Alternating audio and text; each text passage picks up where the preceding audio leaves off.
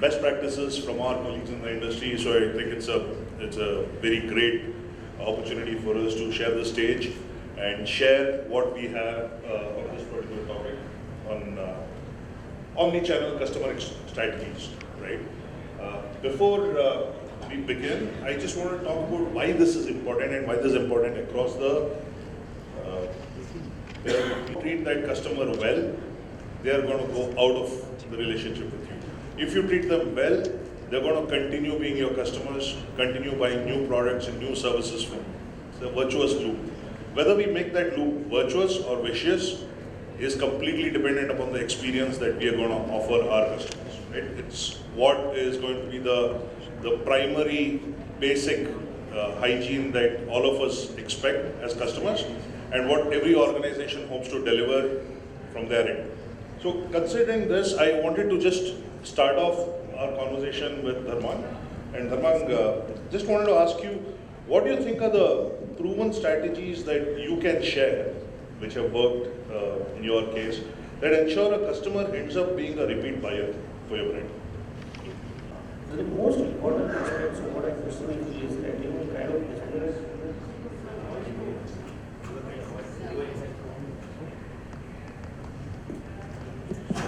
Are we good now? Yeah, we are good. Yeah, okay. So I think personally saying what's the most important thing is that the kind of world we live in, right?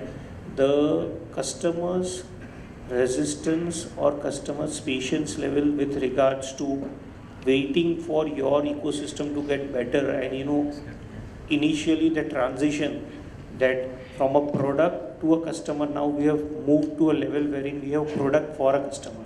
So very important aspect over here is that what we do is anticipate what customer wants, communicate with him with regards to what we have, and most important thing, consistency of your digital assets or consistency of your ecosystem, whether he calls you up on call center, whether he calls you up on your phone number, or he calls you up on your website, or visits your website, visits an app.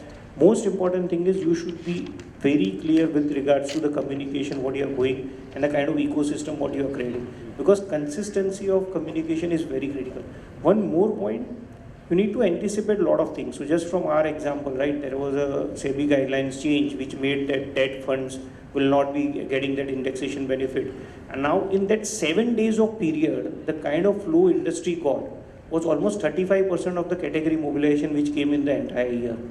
Now, if you are not communicating this to your customer, you are not anticipating what he'll be needing, then I think you are failing somewhere in, actually addressing what your customers need.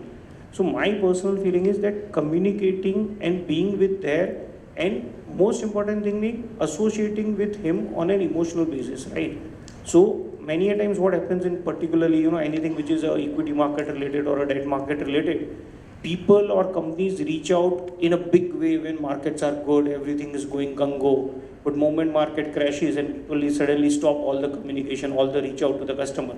But actually that's the best time to go handhold, communicate, and then you can build that relationship from there.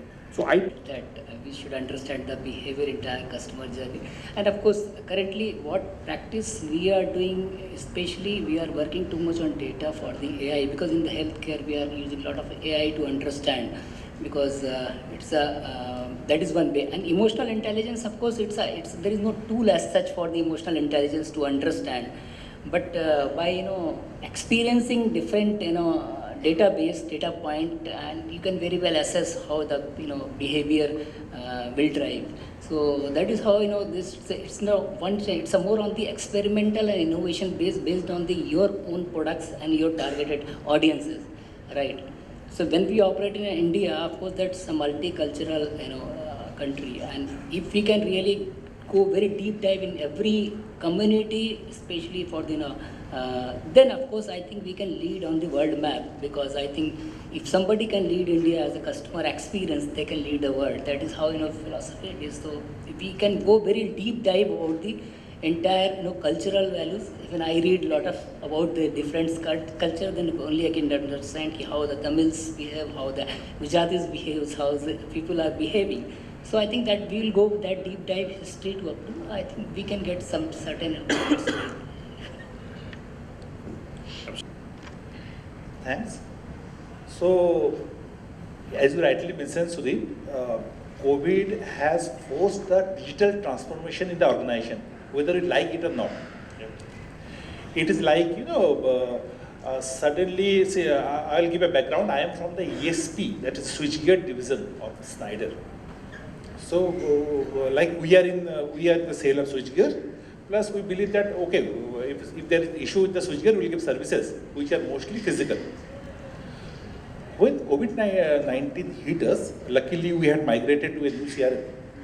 So we had to be agile in response. For example, identifying the areas where our sales rep could visit the customer.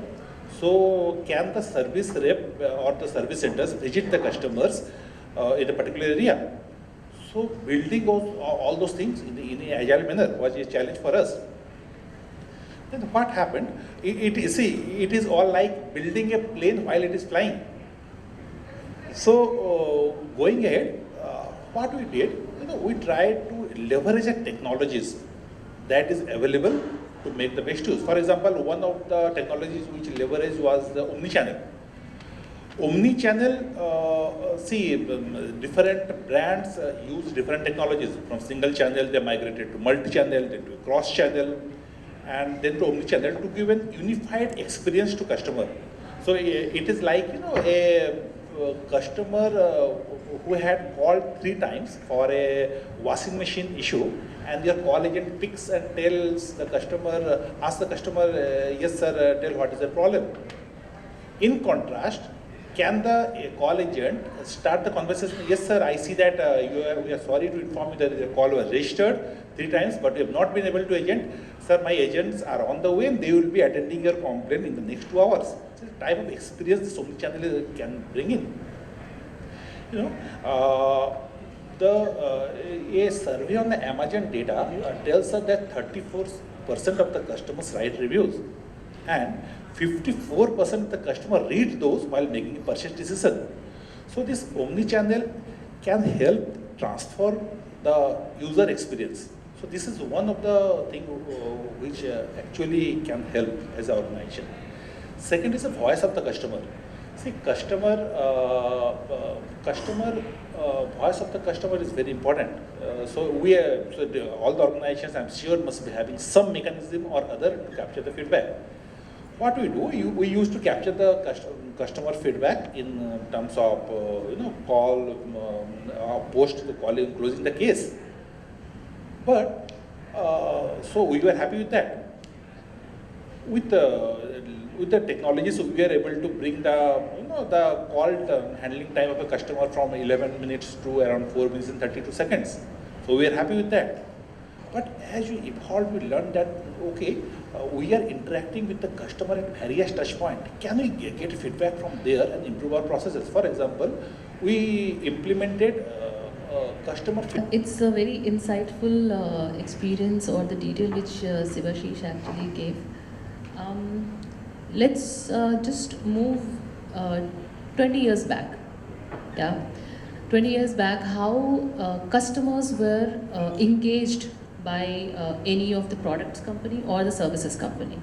So I remember, 20 years back when I used to call a customer care, so, BPO had just started to come in Indian market. Outsourcing was like buzz when, 2000s Y2K bug had come. A lot of technology changes were happening across the world. Leave aside India. India was just, catching up with the rest of the world.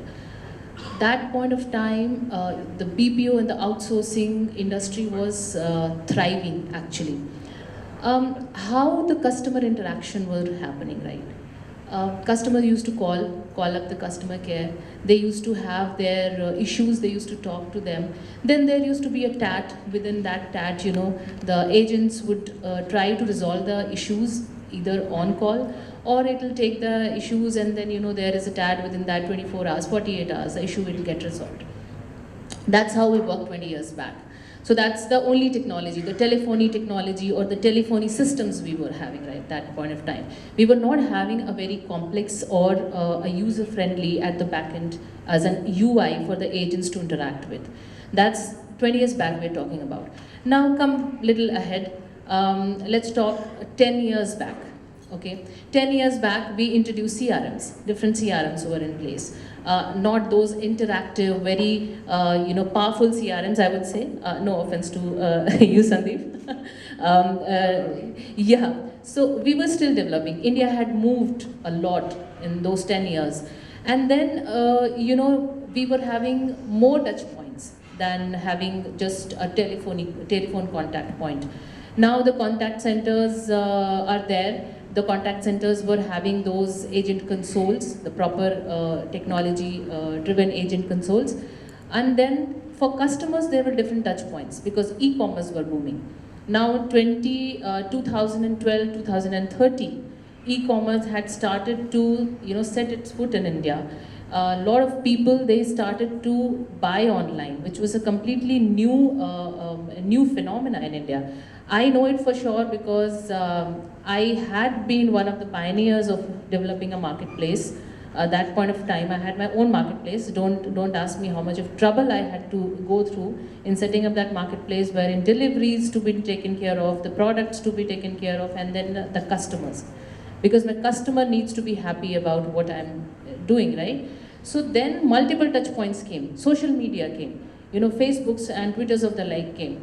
So this is what, and we move ahead again pre-COVID. When Sibasish talked about pre-COVID, we were not that technology dependent. COVID forced us to be technology dependent, right? Now I'll just put a small, just put a highlight on small thing that what are the customers actually? Customers, both my clients are my customers and my end consumers are my customers, right? Now, as an organization, I have to take care of both. How I am going to give an omni-channel experience to both my set of customers, both categories of my customers, I have to have a very strong technological, platform in place wherein I can interact with both the segments. Voice of customer for my clients, from my clients, that is also voice of my customers, which is very important for me. So for my organization and my current organization, we actually evaluate our voice of customers, which is VOC for both my categories of customers, because we are into B2B, B2C category. For B2B, my voice of customer is my voice of clients, and how to assess my clients whether they are happy with the services we are offering or not, right? So that is also happening through my technology implementation, which there is a CRM which we have put in place, Then fed in, DS generally it means we have a model, which we call it as ROG, red, orange, and green, how accurate it is. So the accuracy is almost. Look here.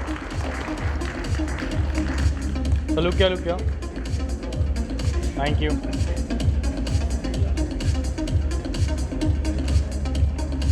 And now requesting to felicitate Mr. Sibasish Pani. Look here. Thank you.